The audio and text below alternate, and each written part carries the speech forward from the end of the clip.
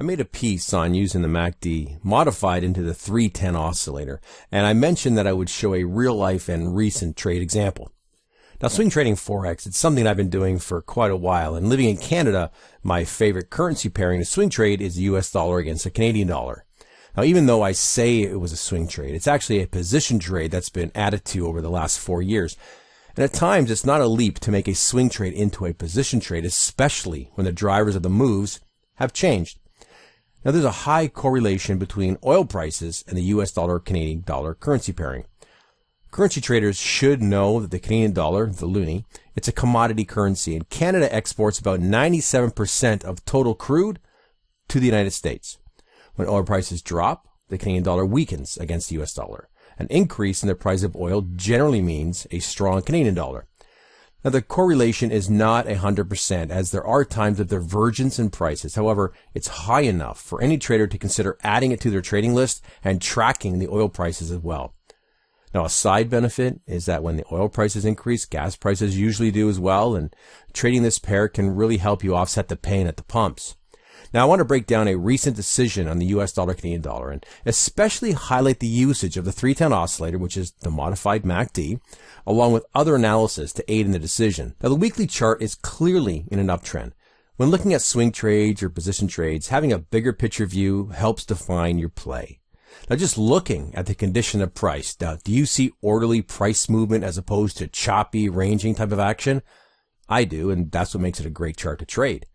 Number one is a simple trend line connecting two recent lows that have taken out prior swing high levels.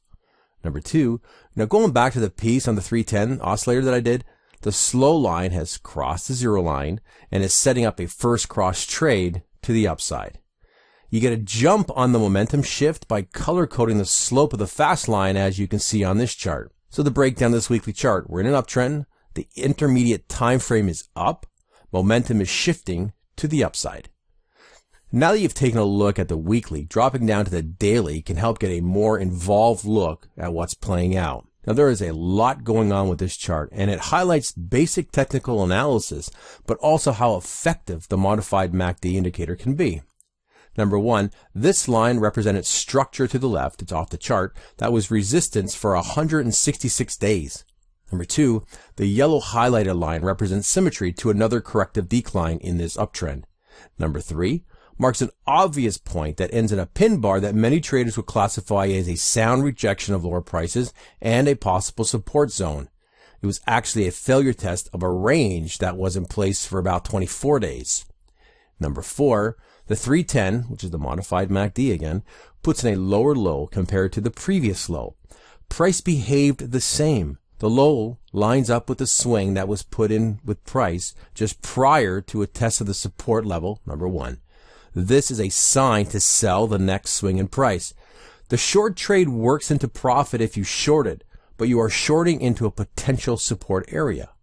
Now, shorting into support is not a high probability trade, but depending on trade management, a scratch or a small profit would have been made on this chart. Now, continuing with number four, price is moving down, but the fast line of the 310 is showing momentum to the upside. This is a strong heads up that the down move is coming to an end.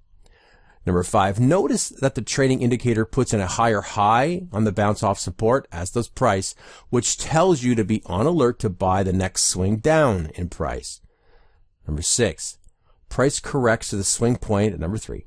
It's also a perfect symmetry with the last swing leading into the support rejection. Now, in the chart, there were two great buying zones. However, there were traders that sold the swing down right after the bounce off support.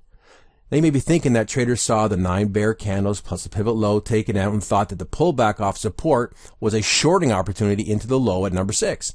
You'd be right, and the move down makes that pretty obvious. Now, those that shorted had a few days to rethink their trade before they became trapped. Trapped traders bring on a whole different rhythm to the market. But using straight technical analysis plus understanding what the 310 MACD is telling you, you would not be one of those traders. The weekly chart, through a combination of technicals and the MACD 310 style oscillator, that the trend, the intermediate and long term, is up and momentum is to the upside. A lot of information came through the daily chart, including a swing analysis with the MACD plus momentum to the upside while price is moving down. We then had a first cross setting up a long entry at point number 6. Now the trade swing entries. Number 1. It's at the correction to support, also market symmetry setup, as momentum turned to the upside on the 310 MACD as price is moving downwards. Number 2, a corrective move finding support at pivot number 3, a symmetry pullback, and swing analysis using the MACD. The swing analysis using price swings and the 310 MACD fast line swings is a really great tool in adding a confluence to your current trading setups. It's something that you may want to investigate further. Now, price has not done too much since the last pullback and has stalled inside of a 140 pip range. The MACD fast and slow line have turned down, and the fast line momentum swings are lower highs, while price made a moderate higher high. Price is also just below the recent highs. We may be in for a lengthy range, another correction, or perhaps a failure test of the range and then a run for the top. That would be crystal balling the market, which is not something that I would recommend. It does, however, keep your expectations in check and on alert for other trading opportunities.